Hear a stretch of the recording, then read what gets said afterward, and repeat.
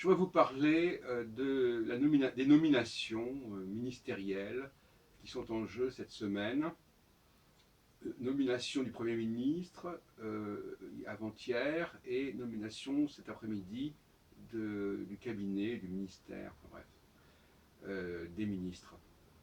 Tout en sachant que comme on dit d'ailleurs, c'est un cabinet de campagne, c'est-à-dire que ça ne serait pas forcément le ministère qui sera réellement en place par la suite quand les élections législatives auront lieu. Mais enfin, ne revenons pas sur ce point.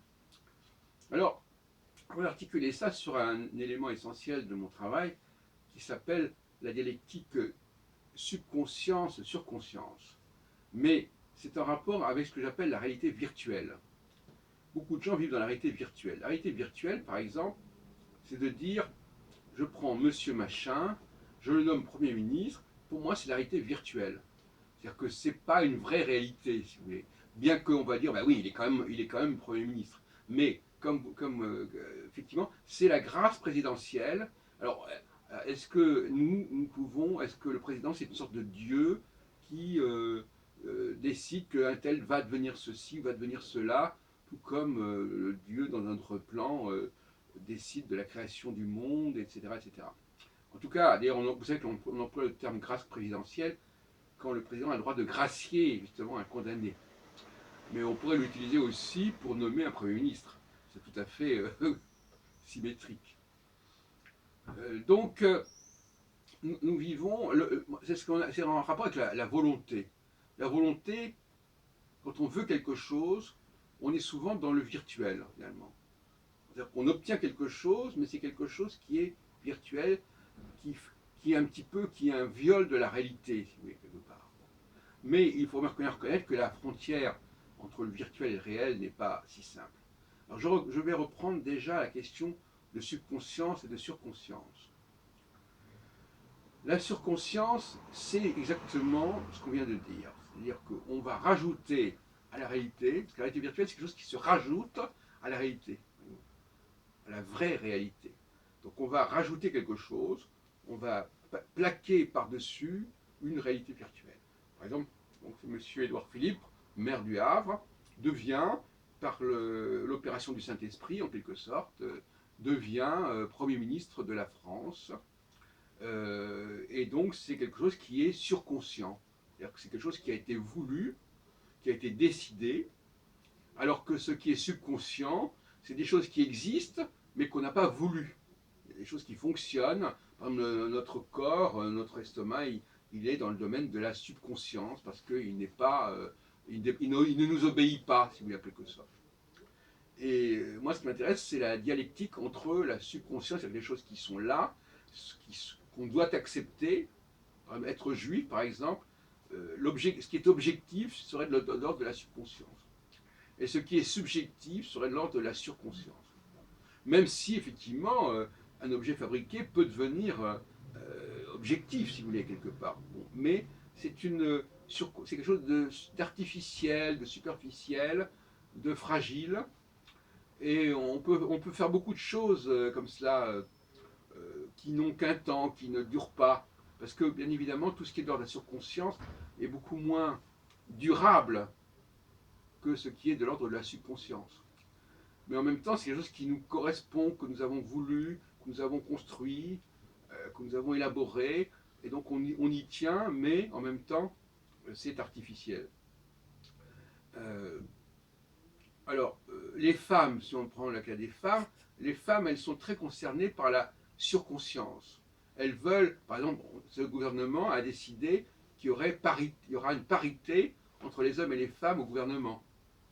Bon, c'est ce qui va se passer. Donc ça, c'est quelque chose qu'il a voulu et qu'il va mettre en place. Voilà.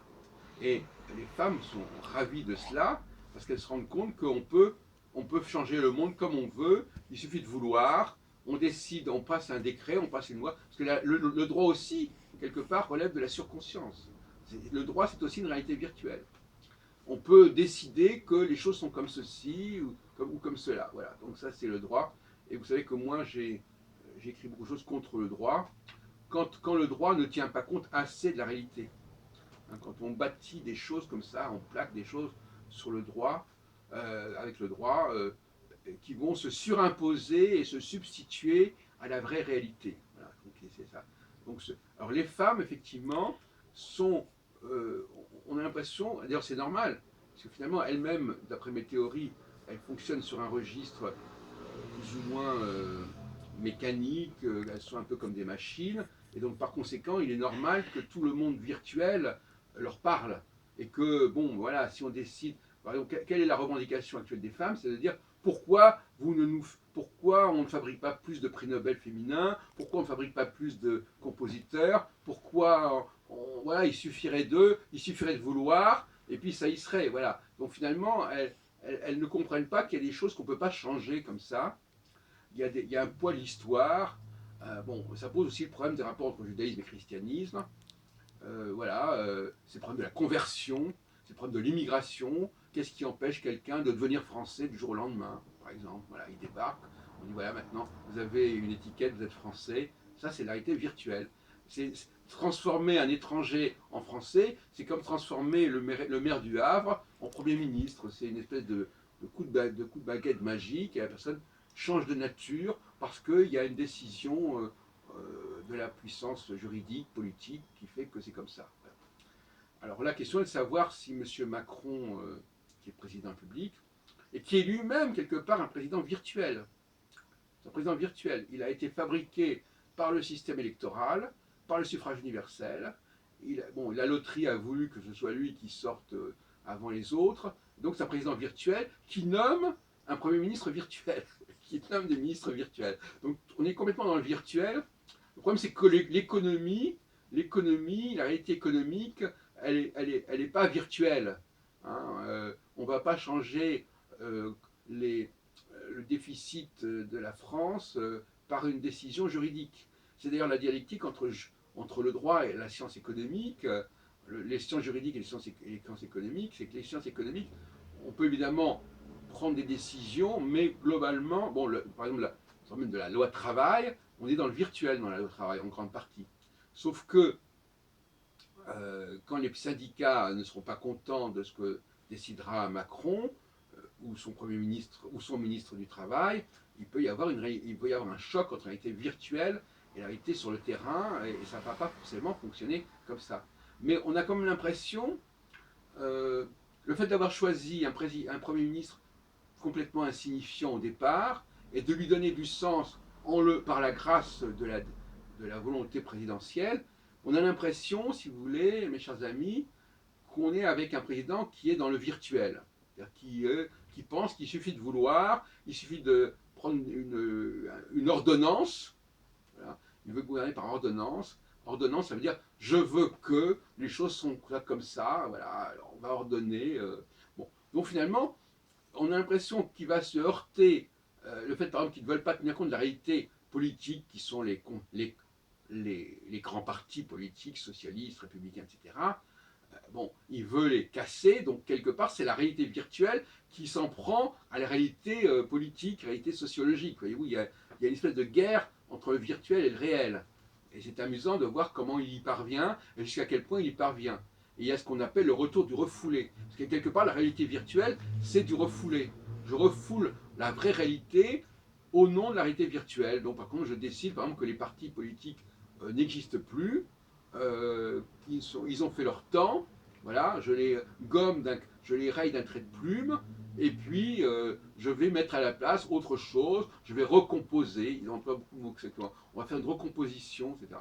Bon, donc finalement on a un président qui est le résultat d'un système virtuel, qui pratique le virtuel, qui veut changer le monde par de la virtualité, et bon voilà, et effectivement, moi ça m'interpelle, parce que justement, par exemple, ma critique du droit, c'est de dire, par exemple, il y a des données astrologiques, par exemple, il y a des données psychologiques.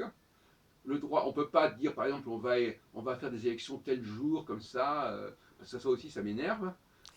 Il faut aussi faire les choses au moment qui correspond à la réalité subconsciente.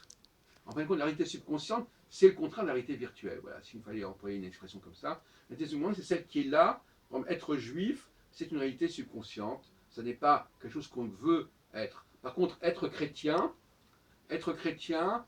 c'est pour moi du virtuel. Voilà, c'est une volonté de faire c'est ce qu'on appelle le mimétisme, c'est l'imitation. On veut faire semblant d'eux, on veut s'assimiler, on veut donner l'impression, on veut donner le change.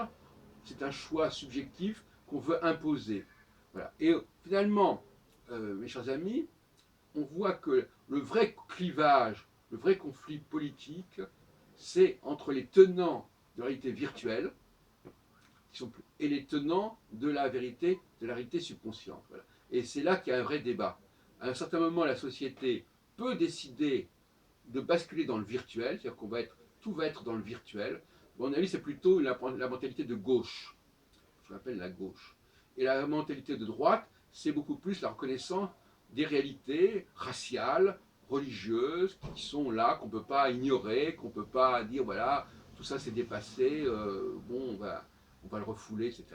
Voilà, donc finalement, ce n'est pas l'opposition entre le nationalisme et le mondialisme, c'est l'opposition entre les gens qui respectent la pesanteur sociale, historique des choses, et ceux qui sont dans le virtuel, dans la surconscience, qui pensent qu'on peut changer le monde, qu'on peut mettre la parité, qu'on peut décider qu'il y aura au Parlement autant d'hommes que de femmes, ce qui n'est pas d'ailleurs le cas. C'est pas parce qu'on met des candidats, hommes et femmes, qui sont élus.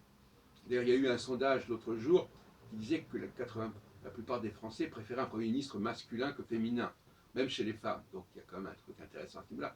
Mais chasser le naturel, il revient au galop, c'est ça. Le naturel, c'est la réalité subconsciente, et ça se fait en utilisant, pour chasser ce naturel, une réalité virtuelle. Donc effectivement, voilà ce que je voulais dire aujourd'hui. C'est très intéressant de voir comment on fait de l'alchimie, comment on transforme le plomb en or. On prend un personnage insignifiant, qui n'a pas de stature. Quel rapport entre un De Gaulle, par exemple, et un Édouard Philippe, on va dire, bon. Il n'a pas de stature, mais tout de suite, on a assisté l'autre jour, vous vous souvenez, à la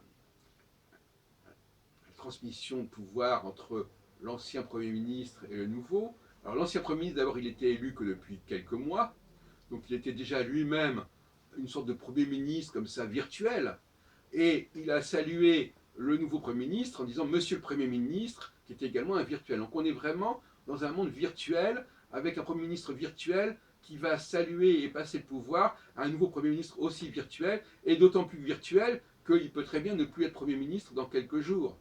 Hein, tout comme M. Dupont-Aignan qui était présenté comme étant le Premier ministre de Mme Le Pen.